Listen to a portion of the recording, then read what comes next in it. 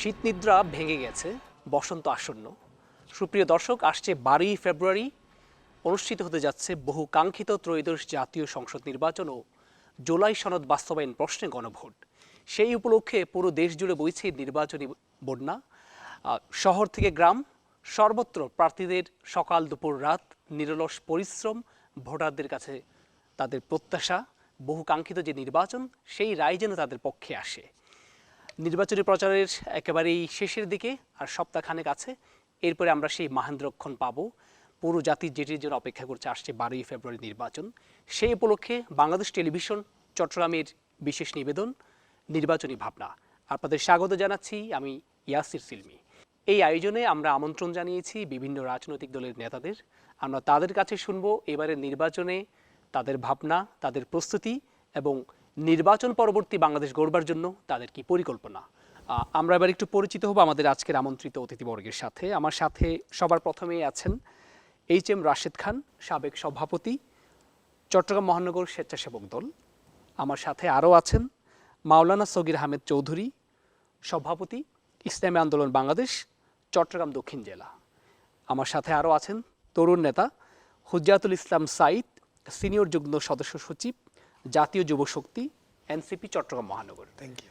আপনাদের সবাইকে বাংলাদেশ টেলিভিশন চট্টগ্রামের পক্ষ থেকে স্বাগত জানাচ্ছি। নির্বাচনী ব্যস্ততার মাঝেও আপনারা আমাদের সাথে সময় দিয়েছেন, এটার জন্য ধন্যবাদ জানাই। সবার প্রথমে আমি সরাসরি প্রশ্নে চলে যাই এইচ.এম. রাশেদ খানের কাছে। নির্বাচনের যে সার্বিক প্রচারণা, ভোটের যে পরিবেশ এবং আইন শৃঙ্খলা সব মিলিয়ে আপনাদের দলের পক্ষ থেকে আপনি বিষয়টাকে কিভাবে দেখছেন? নির্বাচন এটি আসলে বাংলাদেশের 18 কোটি মানুষের কাঙ্ক্ষিত একটি জিনিস।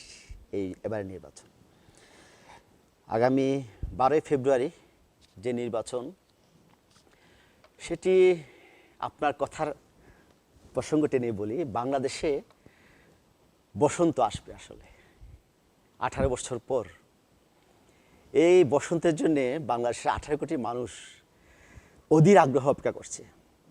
ইতিমধ্যে আমরা নির্বাচনে যে ট্রেন, আমরা অলরেডি এই ট্রেনে আমরা সামিল হয়েছি। আমাদের সাথে যারা আছেন, বিশেষ করে বাংলাদেশের যে গণতান্ত্রিকামী দলগুলো, যারা গণতন্ত্রের মুক্তি চায়, গণতন্ত্রকে পুনরুদ্ধার করতে চায়, সকলে এই নির্বাচনে অংশগ্রহণ করেছে আমি বিশ্বাস করি। এই নির্বাচনটি এজন্যে কাঙ্ক্ষিত যে বাংলাদেশের মানুষ, আপনারা সবাই জানেন, বাংলাদেশের মানুষ দীর্ঘদিন, বিগত 17টি বছর এই ভোট কাকে বলে, ভোট কীভাবে দিতে হয়, ভোটের কি আমেজ, ভোটের কি উৎসব, ভোটের কি প্রাপ্তি, ভোটের যে আমার অধিকার, এটা সে ভুলে গিয়েছিল। বাংলাদেশের মানুষের এই অধিকারটি ফিরে পেতে, এই অধিকারটি প্রয়োগ করার জন্যে দীর্ঘ আন্দোলন সংগ্রামের পর এবং জুলাই আগস্টের সে রক্তক্ষয়ী এই ইতিহাস যেটি সৃষ্টি হয়েছে, এর পরিপ্রেক্ষিতে আমরা এই সুযোগটি পেয়েছি বাংলাদেশে। আমরা এবার নির্বাচনটি কাজে লাগাতে চাই। আমরা বিশেষ করে বাংলাদেশের সকল মানুষ এই নির্বাচনে অংশগ্রহণ করবে, স্বতঃস্ফূর্তভাবে, সহনশীলভাবে। প্রতিদ্বন্দ্বিতামূলক নির্বাচনটি হবে উৎসববাঞ্ছকভাবে, এবং এই নির্বাচনে যে ফলাফল হবে সেই ফলাফলের প্রেক্ষিতে একটি নতুন বাংলাদেশ আমরা যে গর্ব ইনশাআল্লাহ নতুন বাংলাদেশ গঠিত হোক, সেটি আমাদের প্রত্যাশা। এবার আমি মাওলানা সগির আহমেদ, ইসলামী আন্দোলন বাংলাদেশ। আপনারা এবারের নির্বাচনের পরিবেশ, আইন শৃঙ্খলা, সার্বিকভাবে প্রচারণা, সেটিকে কিভাবে দেখছেন এবং আপনাদের প্রস্তুতি কেমন? ইসলামী আন্দোলন বাংলাদেশ একটি নিয়মতান্ত্রিক রাজনৈতিক দল এবং নির্বাচনমুখী একটি সংগঠন। আজকে প্রায় আমাদের যারা এক যুগ আগে বা দেড় যুগ আগে যারা আমরা বিয়ে করেছিলাম, তাদের হয়তো বাচ্চা হয়েছে একটা প্রজন্ম পুরা, যারা নির্বাচন কী জিনিস সেটার আমেজ এবং নির্বাচন এর যে উৎসব মুখরতা, এটা কিন্তু পুরোপুরি বঞ্চিত ছিল। সেই প্রেক্ষিতে আজকের যে নির্বাচন, এটা পুরো জাতি অধীর আগ্রহ এটার জন্য অপেক্ষা করছে। আলহামদুলিল্লাহ, আমরা একটা নির্বাচনমুখী দল হিসেবে সারা বাংলাদেশে আমাদের ব্যাপক প্রস্তুতি আছে, এবং আমরা প্রায় 259টি আসনে প্রতিদ্বন্দ্বিতা করছি। আমরা আমাদের যে রাজনৈতিক দর্শন সেটা হচ্ছে যে ইসলাম বেসড অর্থাৎ শরিয়া ভিত্তিক একটি সংগঠন। অর্থাৎ এখানে শরিয়া সংগঠন বলতে যেটা বোঝায় সেটা হচ্ছে মানুষের মধ্যে মুসলমান হিসেবে রাজনৈতিক একটা দর্শন যেটা থাকবে সেটা হচ্ছে যে ইসলামের আলোকে হবে। তো ইসলামের আলোকে হওয়ার ক্ষেত্রে আপনার এটার অর্থ হচ্ছে যে যারা রাজনীতি করবে, যেমন মানুষ ব্যবসা করে, ব্যবসা কিন্তু মানুষের উপর ফরজ না, কর্তব্য না তাদের উপর, কিন্তু কেউ যদি ব্যবসা করতে চায় তাহলে আল্লাহর পক্ষ থেকে তাদের উপরে কিছু নিয়ম আরোপ করা হয়। অনুরূপভাবে আমরা বিশ্বাস করি যখন কোনো মানুষ রাজনীতি করবে তার জন্য কিছু বিধিনিষেধ আল্লাহর পক্ষ থেকে দেওয়া আছে। তা আজকে আমরা যারা ইসলামী রাজনীতি করি তাদের রাজনীতিটা হচ্ছে দাওয়ামূলক রাজনীতি, অর্থাৎ পাশাপাশি যারা অন্যান্য সংগঠন করে, অন্যান্য রাজনৈতিক দল করে, প্রথমে তাদের কাছে দাওয়াত, আপনারা এই ইসলাম অনুযায়ী রাষ্ট্রকে পরিচালনা করেন। আর যদি তাদের দ্বারা না হয় তাহলে সেই ক্ষেত্রে আমরা নিজেরা মাঠে নামা এবং মানুষের কাছে সমর্থন চাওয়া যাতে রাষ্ট্রটা সেই আলোকে গঠিত হয়। সেই জন্য আমরা সেই প্রচেষ্টার আলোকে আজকে সারা বাংলাদেশের নির্বাচনে নেমেছি এবং আমরা সার্বক্ষণিকভাবে এটার জন্য প্রস্তুত এবং জনগণের কাছ থেকে আমরা ব্যাপকভাবে সাড়া পাচ্ছি ইনশাআল্লাহ। আপনাদের নির্বাচনী যাত্রা শুভ হোক। এবারে এনসিপি নেতা সাইদ ইসলাম, হুজ্জাতুল ইসলাম সাইদ, আপনার কাছে জানতে চাওয়া, এবার প্রথমবারের মতো আপনারা নির্বাচনে অংশ নিচ্ছেন। বাংলাদেশের রাজনীতিতে খুবই আলোচিত এবং একটি তরুণ দল, আপনাদের কি প্রত্যাশা এবার নির্বাচনে এবং সার্বিকভাবে পরিবেশ কেমন দেখছেন? জাতির ঠিক ক্রান্তি লগ্নে আমরা দাঁড়িয়ে আছি। আমরা লাস্ট যদি আমরা 17 বছরের ইতিহাস ঘাঁটি তাহলে ওখানে আমরা দেখব যে আসলে মানুষ তাদের ভোটাধিকার প্রয়োগ করার তাদের যে অন্যতম একটা সাংবিধানিক অধিকার সেখান থেকে তারা বঞ্চিত হয়েছে এবং পুরোপুরি মানুষকে ভোট বিবর্জিত রেখে তাহাজ্জুদের নামাজের সময়ও ভোট হয়েছে, রাতের আধারেও ভোট হয়েছে, এরকম একটা পরিস্থিতির মধ্য দিয়ে আমরা গিয়েছি। এরপর আমরা জুলাই গণঅভ্যুত্থানের মধ্য দিয়ে এই রেজিমের পরিবর্তন করেছিলাম একটি বৈষম্যহীন এবং ইনসাফ ভিত্তিক একটি রাষ্ট্র গঠনের নিমিত্তেই মূলত আমাদের এই সংগ্রামটা ছিল। সেই সংগ্রামের পরবর্তী সময়ে বিভিন্ন টানপোড়েনের মধ্য দিয়ে আজকের এই জায়গায় এসে যখন দেশ নির্বাচনের যেই ট্রেন যেটা ছেড়ে গিয়েছে, আমরা বিশ্বাস করতে চাই সেই ট্রেন চলমান থাকবে। কারণ এখানে বিশ্বাস করার কথা বলছি এই কারণেই, আমরা দেখছি বাংলাদেশের বিভিন্ন জেলাগুলোতে নির্বাচন কেন্দ্রিক অনেক বেশি সহিংসতা আমাদের চোখে পড়ছে। আপনি জানেন যে বর্তমানে বাংলাদেশে ভোটার সংখ্যা ত্রয়োদশ জাতীয় সংসদ নির্বাচনে 12,77,00,000, যার মধ্যে হচ্ছে আপনার 5 কোটিরও কাছাকাছি ভোটার, যেটা আপনার পার্সেন্টেজ হিসাব করলে 44%, তারা হচ্ছে তরুণ। তো তরুণরা এবারের নির্বাচনটাতে তারা স্বতঃস্ফূর্তভাবে ভোট দিতে চায়। তারা তাদের যেই আশা আকাঙ্ক্ষার যেই বাংলাদেশ, জন আকাঙ্ক্ষার যে বাংলাদেশ, ইনসাফের যে রাষ্ট্র, বৈষম্যহীন সমাজ ব্যবস্থা গড়ার জন্য যে রক্তকয়ী সংঘর্ষ, সেই স্বপ্নগুলোকে বাস্তবে রূপ দেওয়ার জন্যই তারা এবারের নির্বাচনে ভোটাধিকার প্রদান করবে। তো আমি তাদেরই একজন প্রতিনিধি হিসাবে বলতে চাই, তাদের ভোটাধিকার সহ আমাদের নারী এবং আমাদের যারা বয়োজ্যেষ্ঠ আছে তাদেরকে নিরাপদে ভোট কেন্দ্রে এসে ভোট প্রদানের মধ্য দিয়ে আবার নিরাপদে যাতে তারা তাদের বাসস্থানে ফিরে যেতে পারে, সেটা আমাদের রাজনৈতিক দলগুলোকে নিশ্চিত করতে হবে। এটা যদি করা যায় তাহলে লেভেল প্লেইং ফিল্ডও আসবে, একটি সুষ্ঠু এবং গ্রহণযোগ্য নির্বাচনও হবে বলে আমি বিশ্বাস রাখতে চাই। আপনি যেটি বলছিলেন, আপনাদের তরুণদেরকে বলা হচ্ছে কিং মেকার, অর্থাৎ তাদের ভোটেই কিন্তু নির্ধারণ হবে এবার আমাদের আগামী নেতৃত্ব। ঠিক এই জায়গায় এনসিপির সাইদ ইসলাম যেটি বলছিলেন, লেভেল প্লেইং ফিল্ড কিংবা রাজনৈতিক যে হানাহানি বা বিভিন্ন কথা, এই জায়গায় বিএনপি কি মনে করছে বর্তমান নির্বাচনের যে প্রত্যেক দলের সুযোগ সুবিধা সেটা কি যথাযথভাবে নিশ্চিত হচ্ছে? আপনারা কি মনে করছেন? সেই সাথে অন্যান্য দলগুলোর প্রতি আপনার কি বার্তা থাকবে একটি সুষ্ঠু নির্বাচনের জন্য যে সহাবস্থান দরকার সেটি কতটুকু আছে? আমরা চাই একটা স্বচ্ছ লেভেল, সুষ্ঠু এবং নিরপেক্ষ নির্বাচন। এই নিরপেক্ষ নির্বাচন সবাই চায়, গণতন্ত্রকামী যারা আছেন সবাই চায়। আমি মনে করি বাংলাদেশে যে অবস্থা, আসলে বাংলাদেশে একটা ক্লান্তিকাল আমরা অতিক্রম করছি। এই ক্লান্তিকাল থেকে উত্তরণের জন্য কিন্তু এই নির্বাচন, এর কোনো বিকল্প নেই। একটি গণতান্ত্রিক সরকার, জবাবদিহিতামূলক সরকার আসতে হবে। আর লেভেল প্লেইং ফিল্ড একদম পুরোপুরি যে আছে সেটি যারা মাঠে কাজ করছে তারা বলতে পারবে, আমরা যারা কাজ করি তারা বলতে পারবো। তবে এটির জন্য আমাদের সবাইকে এক থাকতে হবে, সব রাজনৈতিক দলগুলোকে একটা জায়গায় এক থাকতে হবে যে বাংলাদেশ কিভাবে চলবে, বাংলাদেশের রাজনীতি কীভাবে পরিচালিত হচ্ছে, বাংলাদেশের ভোটাধিকার প্রয়োগটা কোন পদ্ধতিতে হবে। এই জন্যই তো আমরা ঐকমত্য কমিশনের সাথে বসছি, ঐকমত্য কমিশনের সাথে বসে সব কিছু আমরা একটা ফরম্যাট তৈরি করেছি, যে ফরম্যাটটা এখন হা না ভোটে পর্যায়ে গেছে এবং সেখানে অনুমোদন হবে। বা এই যে একটা নির্বাচন কমিশনের যে একটা লেভেল প্লেইং ফিল্ডের কথা বলছে, নির্বাচন কমিশন আমি মনে করি ওনারা চেষ্টা করছেন। তবে আমার বিশ্বাস যে সব দল সমানভাবে সুবিধা ভোগ করে, সমান সুযোগ সুবিধা নিয়ে সমানভাবে প্রতিদ্বন্দ্বিতামূলক এই নির্বাচনে অবতীর্ণ হবে এবং এই সহাবস্থান এবং সহাবস্থান। একে অপরকে ছাড় দেওয়ার মানসিকতা থাকতে হবে। এই জায়গায় ইসলামী আন্দোলন বাংলাদেশের নেতা মাওলানা সগীর আহমেদ চৌধুরী একটি সুষ্ঠু নির্বাচনের মাধ্যমে গণতান্ত্রিক বাংলাদেশ অর্জিত হবার জন্য বিএনপি, জামাত সহ অন্যান্য রাজনৈতিক যে দলগুলো আছে তাদের প্রতি আপনাদের কি বার্তা থাকবে? আমাদের জাতিগতভাবে আমরা মনে করি আমাদের একটা দুর্ভাগ্য আছে, সেটা হচ্ছে আমরা জাতিগতভাবেই একটা হুজুগের পেছনে থাকি। আজকে সেই হুজুগটাকে ব্যবহার করা হয় অনেকভাবেই। আজকে যে লেভেল ফিল্ডের কথা বলা হচ্ছে, আমার মনে হয় বাংলাদেশের মধ্যে প্রশাসন যেটা আছে যন্ত্র, এখন দুইটা দলের দিকে, আগে তিনটা দলের দিকে বা ধারাবাহিকভাবে যে কোনো সময় দেখা যায় যে দুইটা দলের দিকে ঝুঁকি থাকে।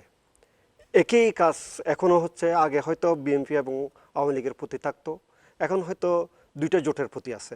এই জিনিসটা আমরা প্রশাসন থেকে লক্ষ্য করছি। শুধু প্রশাসন বলে কথা না, এ দেশের যে মিডিয়া এগুলোও কিন্তু সম্ভাব্য দুইটা দল, এটাকে কিন্তু ওনারা হেডলাইনও করে এইভাবে, এবং যখন সিরিয়াল দেবে কোথাও এই সিরিয়ালের মধ্যেও দেখা যায় যে দুইটা দলকে বিশেষভাবে প্রাধান্য দিয়ে এভাবে করা হয়। এবং আপনার দেশের জনগণ যারা আছেন তাদের মধ্যে কিন্তু একটা হুজুগ থাকে, বিচার বিবেচনা বোধের মাধ্যমে খুব বেশি প্রত্যেক দলের ইশতেহার পাঠ করে কোন দল কী কাজ করবে, প্রতিশ্রুতির দিকে লক্ষ্য করে বা অতীতে কী কাজ করেছে সেটা বিচার করে এদেশের জনগণের ওই ধরনের সচেতনতা এখনও তৈরি হয়নি। অর্থাৎ আজকে ভোটের আগের দিন যদি এভাবে মনে হয় যে অমুক দল জিতবে, কিন্তু আমাদের দেশের হুজুগ এমনভাবে হয় যে সবাই মিলে ওই দলকে ভোট দিয়ে দেয়, এই ধরনের একটা পরিস্থিতি আছে। আবার দেখা যায় যে মানুষকে বোকা বানানোর জন্য অনেক ধরনের গুজব তৈরি করা হয়। অনেক জায়গায় আমরা দেখেছি আমরা শরিয়া ভিত্তিক দল, কিন্তু তার মানে এই নয় যে আমরা মানুষকে ভোটের জন্য বিভিন্ন ধরনের গুজব ছড়িয়ে তাদেরকে আপনার প্রতি ডাইভার্ট করব বা টেনে নিয়ে আসবো। এই ধরনের যে পরিস্থিতিগুলো তৈরি হচ্ছে, এই পরিস্থিতিগুলোর জন্য কিন্তু আমাদের যে দলের বিভিন্ন রাজনৈতিক দলের তাদের নিজস্ব দলীয় চিন্তাধারা কিন্তু স্বচ্ছ না, এবং সেখানে তারা কিছু মেকানিজম করে যেগুলো কিন্তু রাজনৈতিক পরিবেশের জন্য, সুষ্ঠু পরিবেশের জন্য এবং ভবিষ্যৎ যেটা কাঙ্ক্ষিত মানের যে বাংলাদেশের কথা আমরা চিন্তা করছি, কল্পনা করছি, এটা আসলে ওইভাবে হবে না। সগীর আহমেদ, আপনার যে অভিব্যক্তি সেই ব্যাপারে আমি একটু এনসিপি নেতা হুজ্জাতুল ইসলাম সাইদের কাছে যাব। তিনি যে কথা বলছিলেন দুটি দল বা জোটের দিকে যে মনোযোগের কথা বলছেন, আপনি যেহেতু একটি জোটের অংশ, ওনার বিষয়টাকে আপনি কিভাবে মূল্যায়ন করেন? দেখেন, আমি ভাইয়ের প্রতি যথেষ্ট শ্রদ্ধা এবং সম্মান রেখেই বলছি, ভাই যদি দুইটা জোটের কোন একটা জোটেরই যদি তারা অংশীদার হতেন তাহলে হয়তো তিনি আজকে এই প্রশ্নটা করতেন না। সো আমার মনে হয় কিছু প্রশ্নের উত্তর আমরা খালি চোখেই দেখি, সেগুলো নিয়ে খুব একটা মানে বিশ্লেষণ ব্যাখ্যাতে না গিয়ে আমি আমাদের যিনি জাতীয়তাবাদী শ্রমিক দলের আমাদের স্বেচ্ছাসেবক দলের যে বড় ভাই এসছেন তার কথা থেকে কিছু উত্তর দিতে চাই। ভাই প্রথমেই বলেছেন জবাবদিহিতার কথা, এরপর ঐক্যমত কমিশনের কথা বলেছেন, এরপরে হ্যাঁ না ভোটের কথা বলেছেন এবং সহাবস্থানের কথা বলেছেন। আমি একটু জবাবদিহিতার জায়গা থেকে একটু করে বলতে চাই, আমরা 5 আগস্ট পরবর্তী সময় থেকেও আজকের দিন পর্যন্ত আমরা যদি পত্রপত্রিকা থেকে শুরু করে বিভিন্ন সংবাদ মাধ্যমে দেখি তাহলে আমরা দেখতে পাই যে বাংলাদেশের সর্ববৃহৎ বর্তমান রাজনৈতিক দল বাংলাদেশ জাতীয়তাবাদী দল বিএনপি অন্তকোন্দলের মাধ্যমে তাদের নিজের নেতাকর্মী হত্যা এবং খুনের শিকার হয়েছে 200-এরও অধিক। তাহলে আমার দল যখন জবাবদিহিতায় বিশ্বাস করে তখন আমার দলের মধ্যে অন্তকোন্দলে মানুষ কিভাবে খুন হয়। দ্বিতীয় যে ব্যাপারটা নিয়ে একটু বলতে চাই সেটা হচ্ছে ঐক্যমত কমিশনের কথা বলেছেন আমাদের ভাই। ঐক্যমত কমিশনে আমরা দেখেছি বিএনপি থেকে 28টা নোট অফ ডিসেন্ট দেওয়া হয়েছে। তাহলে নোট অফ ডিসেন্টগুলো দেওয়ার মানেই হচ্ছে আমি এই জায়গাগুলোতে অন্য দলের সাথে একমত পোষণ করতে পারছি না। তাহলে ভাই যে বললেন যে বারবার যে বললেন কথায় সহাবস্থানের কথা, তো আমি তো আমার ঐক্যমত কমিশন আমি বুঝিয়ে দিয়েছি আমি সহাবস্থানের যেই সহাবস্থানের কথা বাংলাদেশের অধিকাংশ মানুষ ভাবছে 5 আগস্ট পরবর্তী নতুন বাংলাদেশে, সেই সহাবস্থানে আমি বিশ্বাস করি না। আমি সহাবস্থানে বিশ্বাস করি আমার দলীয় নেতাকর্মীরা যা বলবে, আমাকে যে প্রেসক্রিপশন লিখে দেওয়া হবে সেই প্রেসক্রিপশন আলোকেই আমি সহাবস্থানে বিশ্বাস করি। সর্বশেষ ভাই হ্যাঁ এবং না ভোটের কথা বলল। আমরা দেখলাম যে জাতীয়তাবাদী দলের সম্মানিত চেয়ারম্যান জনাব তারেক রহমান সাহেব গত কয়েকদিন আগে হ্যাঁ ভোটের পক্ষে বা হ্যাঁ ভোটের পক্ষে প্রচারণায় তিনি সরাসরি নির্বাচনী ক্যাম্পেইনে কথা বলেছেন। তার আগ মুহূর্ত পর্যন্ত বাংলাদেশের প্রতিটা অলিতে গলিতে, প্রতিটা জেলা উপজেলা, প্রত্যেকটা শহরে যারা ইলেকশন করছেন বা ইলেকশন ক্যাম্পেইনিংয়ে জাতীয়তাবাদী দলের হয়ে যারা কাজ করছেন সবাই না ভোটের পক্ষে কথা বলেছে এবং বলেছে যে হ্যাঁ ভোটে যদি আপনি যদি গণভোটে হ্যাঁ দেন তাহলে সংবিধানের উপর আল্লাহর উপর আস্থা এবং অবিচল বিশ্বাসের কথা যেটা বলা হয়েছে সেটা উঠে যাবে, বিসমিল্লাহ উঠে যাবে। এগুলো কিন্তু প্রোপাগান্ডা ভাই, কিন্তু আমাদের ইসলামী আন্দোলনের ভাই কিন্তু প্রোপাগান্ডার কথা বলছিলেন, গুজবের কথা, রিউমারের কথা বলছিলেন। এই গুজব, রিউমার এবং হচ্ছে গিয়ে জবাবদিহিতা না থাকা আর সহাবস্থানকে সহাবস্থানের চোখে না দেখে নিজেদের অবস্থানকেই সহাবস্থান মনে করা, এই বিষয়গুলো থেকে আমাদের যারা বড় রাজনৈতিক দল আছে যাদেরকে দেখে আমরা তরুণরা শিখছি, আমরা যাদেরকে আমাদের আইডল মনে করছি, যাদের যে লাইফের স্ট্রাগল 17-18 বছর ধরে তাদের যেই ত্যাগ, তাদের যে সংগ্রাম, সেগুলোকে আমরা যারা ধারণ করছি, নতুন বাংলাদেশের স্বপ্ন দেখছি, আমরা মনে করি এই জায়গাগুলো থেকে বড় দলগুলোর ফিরে আসতে হবে। জনাব সাইদ, আপনার কথার আলোকে বিএনপি নেতা এইচ.এম. রাশেদ খানের কাছে যাব। তিনি আপনাদের দলের কিছু সীমাবদ্ধতা, কিছু সমস্যার কথা বলেছেন। এই নির্বাচনে অন্যতম বড় দাবিদার আপনাদের দল। এই সমস্যাগুলোর সমাধান করে কিভাবে জয়লাভ করবেন, ভোটারদেরকে কিভাবে আকৃষ্ট করবেন, সেই বিষয়ে আপনাদের কি পরিকল্পনা? বাংলাদেশ জাতীয়তাবাদী দল কিভাবে রাষ্ট্র পরিচালনা করবেন, যদি আল্লাহর রহমত থাকে এবং জনগণের সমর্থন থাকে, যদি রাষ্ট্র ক্ষমতায় বিএনপি আসীন হন, তাহলে কিভাবে রাষ্ট্র পরিচালনা করবেন, বাংলাদেশকে কিভাবে দেখতে চাই, সে চিন্তা কিন্তু বিএনপি জুলাই আন্দোলনের মানে এই প্রেক্ষাপটের পরে করেন নাই। বিএনপি কিন্তু 2023 সালে 31 দফা দিয়েছেন, আপনারা জানেন। সেই 31 দফার আলোকে আমরা এখনও অনড় আছি এবং সেটা বাস্তবায়ন করতে আমরা দৃঢ় প্রতিজ্ঞাবদ্ধ আমাদের দল। সেই 31 দফাতে রাষ্ট্র কাঠামো মেরামতের 31 দফা, এটি হচ্ছে রাষ্ট্র কাঠামো মেরামতের 31 দফা। রাষ্ট্র কাঠামো মেরামত কখন করতে হয়? যখন রাষ্ট্র ভেঙে যায়, যখন রাষ্ট্র কাঠামো ভেঙে যায় তখন ওই রাষ্ট্রকে মেরামত করতে হয়। আমাদের দল আজকে থেকে আরও 2 বছর আগে বুঝেছিল যে রাষ্ট্রকে মেরামত করতে হবে, সেজন্য 31 দফা দিয়েছিল এবং সেই 31 দফাতে সুস্পষ্টভাবে সব কিছু উল্লেখ করা আছে, সব কিছু সেক্টরে, যে বাংলাদেশের সংবিধান, নির্বাচন কমিশন, 2 বারের প্রধানমন্ত্রী মেয়াদ, আপনার যুবকদের নিয়ে কী হবে, মহিলাদের নিয়ে কী হবে, ছাত্রদের নিয়ে কী হবে, কৃষকদের নিয়ে কী হবে, বাংলাদেশের রাষ্ট্র ব্যবস্থা কী হবে, সব কিছু ডিটেল কিন্তু 31 দফায় আলোচনা করা হয়েছে এবং সেটি ধরতে পারেন আমাদের নির্বাচন ইশতেহার এবং সেই আলোকে বিএনপি এগিয়ে যাচ্ছে। এবং সেই 31 দফা নিয়ে কিন্তু বিএনপি বাংলাদেশের প্রত্যন্ত অঞ্চলে একদম তৃণমূল পর্যায়ে কাজ করেছে, সবাইকে বলেছে এই হচ্ছে বিএনপির 31 দফা কাঠামো এবং বাংলাদেশের রাজনীতি কীভাবে করবে, বাংলাদেশ বিএনপি রাজনীতি কোন কাঠামোতে যাবে, বিএনপি রাষ্ট্র ব্যবস্থা, রাষ্ট্র পরিচালনা কী হবে এবং বিএনপি যদি ক্ষমতা আসীন হন আল্লাহর রহমতে, তাহলে ডে 1 থেকে, প্রথম দিন থেকে বিএনপি কী কাজগুলো হবে, কী কাজগুলো করবে, সব কিছু কিন্তু বলা আছে, করা আছে। সুতরাং ভোটারদের উদ্দেশ্যে আপনাদের কি বার্তা থাকবে, সেই সাথে গণভোট বিষয়ে আপনাদের অবস্থানটা একটু পরিষ্কার করবেন। দেখেন, গণভোট বিষয়ে ইতিমধ্যে আমাদের দলীয় প্রধান স্পষ্ট করেছেন, সুতরাং সেটি স্পষ্ট হয়ে গেছে এবং ভোটারদের উদ্দেশ্যে আমাদের বার্তা হবে, বাংলাদেশকে আমরা একটি নতুন বাংলাদেশ, নতুন চিন্তার বাংলাদেশ চাই, নতুন প্রজন্মকে নিয়ে বাংলাদেশ গড়তে চাই এবং সেই বাংলাদেশ হবে যে বাংলাদেশে সবাই কথা বলবে, সবাই সমালোচনা করার অধিকার রাখবে, মানুষের রাজনীতি করার অধিকার থাকবে, সংবাদপত্রের স্বাধীনতা থাকবে, বাংলাদেশের অর্থনৈতিক যে সুব্যবস্থা সেটি থাকবে, বেকারদের জন্য যে কর্মসংস্থানের দরকার সেটি ইতিমধ্যে ঘোষণা দিয়েছেন বিএনপি থেকে, সেই ব্যবস্থা থাকবে এবং বাংলাদেশ একটি উন্নত রাষ্ট্রে পরিণত হবে এবং সেই বাংলাদেশের স্বপ্ন দেখে আমরা এগিয়ে যাচ্ছি বাংলাদেশ জাতীয়তাবাদী দল। আশা করি বাংলাদেশের জনগণ সেটি বুঝতে পেরেছে এবং বাংলাদেশের জনগণ বিএনপিকে ভালোবেসে ইনশাআল্লাহ আগামী 12 তারিখ এই ভোটের মাধ্যমে বাংলাদেশে পরিচালনার ভার অর্পণ করবে সে আশা ব্যক্ত করছে। এবং বাংলাদেশের মানুষকে আমি বলবো, দেখেন বিএনপি লাস্ট যেবার ক্ষমতায় ছিল বাংলাদেশে কিন্তু সন্ত্রাস ছিল না, সন্ত্রাস নির্মূল করতে সক্ষম হয়েছে বিএনপি সরকার। আমি আশা রাখবো ভবিষ্যতে বাংলাদেশে সন্ত্রাসমুক্ত এবং দুর্নীতিমুক্ত একটি বাংলাদেশ বিএনপি উপহার দেবে। হ্যাঁ, নিশ্চয়ই দুর্নীতিমুক্ত বাংলাদেশ সবারই প্রত্যাশা। ইসলামী আন্দোলন বাংলাদেশ গণভোট বিষয়ে আপনাদের অবস্থান?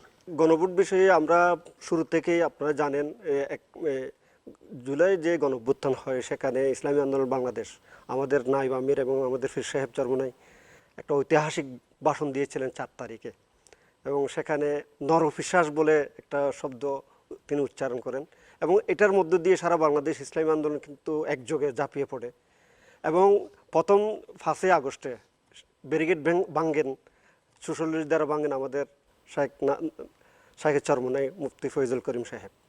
তো সেই হিসাবে এই যে গণঅভ্যুত্থান এবং গণঅভ্যুত্থান পরবর্তী যে জুলাই চেতনা, এটার সাথে আমাদের পুরোপুরি সংশ্লিষ্টতা আছে এবং এটা আমরা ধারণ করি এবং এটার পক্ষে আমরা সারা বাংলাদেশেই আজকে ক্যাম্পেইন করছি এবং এটা আমাদের অন্যতম নির্বাচনী এজেন্ডা।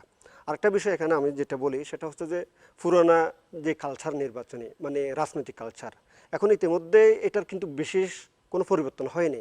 আমাদের যে ভাই এনসিপির বন্ধু উনি একটা নতুন ধারার রাজনীতির সাথে আলোড়ন সৃষ্টি করা একটা সংগঠনের সাথে জড়িত, কিন্তু এই যে পুরনো কালচার আমি মনে করি ওনারাও কিন্তু এই পুরনো কালচারের মধ্যে ঢুকে গেছেন। আপনারা দেখেন ইতিমধ্যেই নির্বাচনী যখন তফসিল ঘোষণা হয় এর মধ্যেই কিন্তু 2 পক্ষে বা ত্রিপক্ষে অনেকগুলো খুনোখুনি হয়েছে। সেখানে দেখা যায় জামাতের মানুষও মারা গিয়েছেন এবং বিএনপির মানুষও মারা গেছেন। যাদের হাতে যারা মারা যাক না কেন এটা দুঃখজনক ঘটনা। এই পরিস্থিতির মানে নতুন বাংলাদেশের মধ্যে এটা হওয়ার কথা ছিল না কিন্তু হচ্ছে, অর্থাৎ এখানে নতুন কোনো বন্দোবস্ত আর হচ্ছে না বা এটা আমরা অনেকটা আশাহত এবং এই পরিস্থিতি থেকে উত্তরণের জন্য আমরা যে রাজনৈতিক সংস্কারের কথা বলছি এটা একটা কাগজ কলমে যাতে না হয় এই জন্য আমাদের সকলকেই এবং আন্তরিকভাবে এটা শুধুমাত্র রাজনৈতিক স্লোগান হলে হবে না, এটা নিজেদের মধ্যে বাস্তবে ধারণ করতে হবে।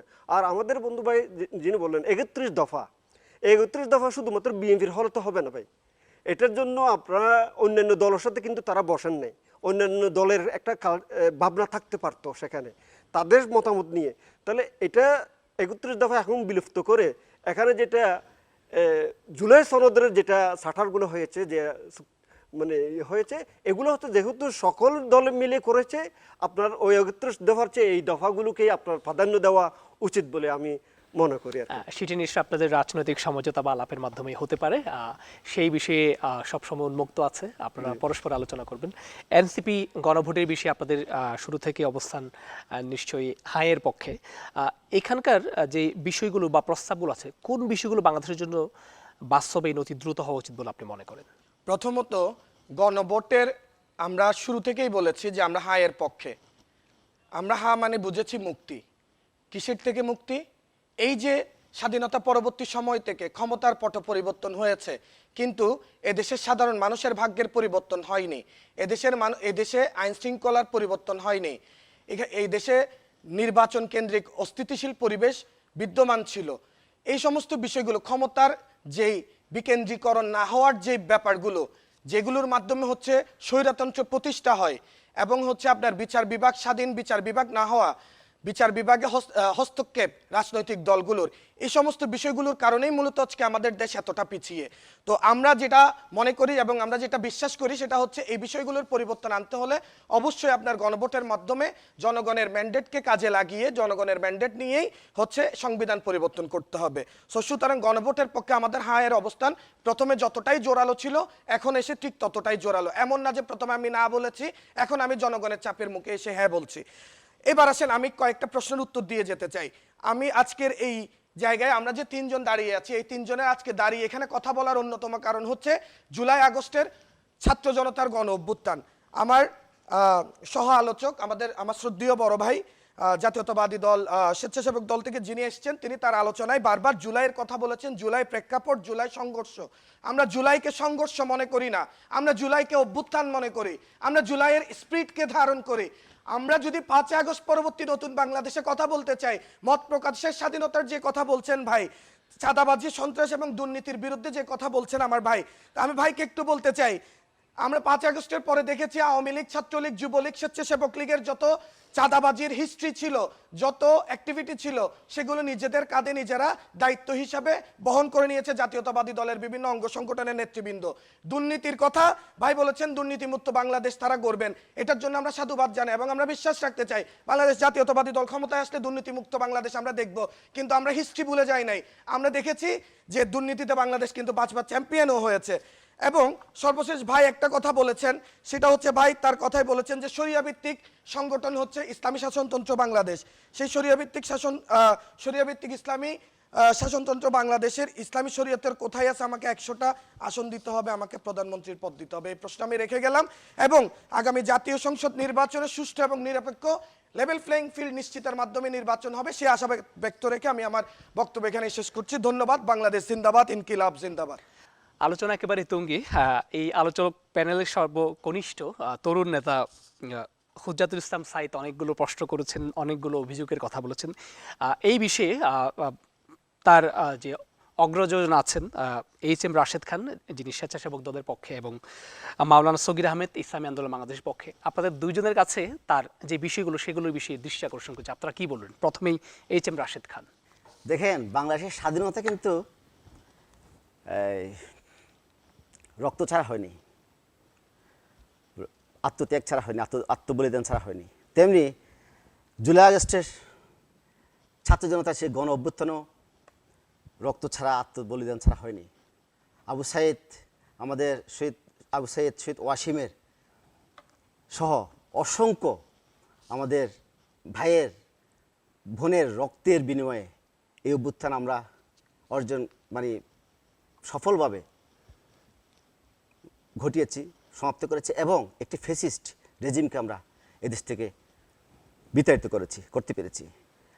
আমি রক্তক্ষয়ী সংঘর্ষ ছাড়া কিন্তু কোনো বিপ্লব হয় না। আসলে এই বিপ্লব, এই ছাত্র জনতার গণ অভ্যুত্থান রক্তক্ষয়ী ছিল।